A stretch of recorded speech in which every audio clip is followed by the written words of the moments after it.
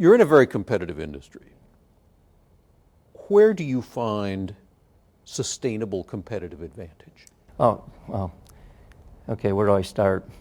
We can go through a quick story. We're 103 years old, and we started with bikes and as a messenger on foot, which is pretty sustainable. So the quick example I want to give you is this is Silicon Valley last Christmas in an area that gets very dense at Christmas. We would typically put on 25 additional vehicles to deliver that area. We were able to accomplish that with 45 bikes with trailers. So it's just a quick story. The sustainability advantage comes in 4 areas. Our fleet is the most fuel efficient fleet in our industry. Our package car fleet we have the largest alternate fuel fleet. Our technology enables us to reduce miles. Don't run the miles. And then our internal, lighting and things of that nature. So we think we a carbon neutral product. We're the first to offer in the U.S. a carbon neutral shipping for our customers. In general, though, you are mapping routes more efficiently, allocating the packages. I gather loading the car more efficiently? Yeah, the technology tells us where to load the packages onto the car, and then so that the ones that are going to come out first are closest to the door? Correct. So yes, the technology. We've got technology we're developing now. It's a quick example. Our driver delivers 130 stops a day.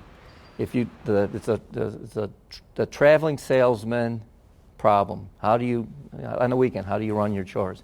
But it's 150. There's literally billions of combinations of all the different services that we offer, and we've got taking that decision support and aiding the driver with how to do that. So technology, the algorithms are just tremendous to do this, and we're pretty excited about it.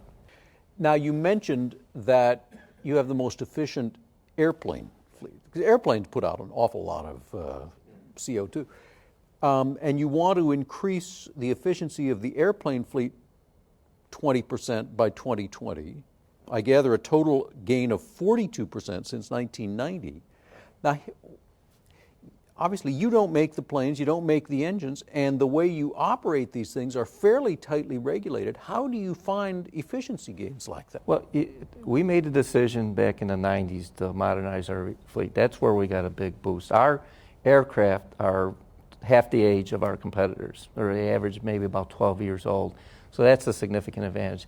In addition to that, we're using the same technology to routing slower flight speeds. We found certain routes we can fly slower. If when you travel, you come down, power down.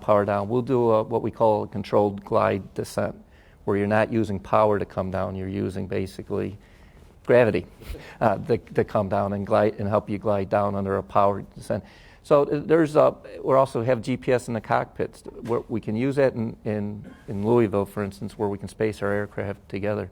So it's a combination of all those, and we continue to modernize our aircraft. So I was just going to say that's an advantage for years to come.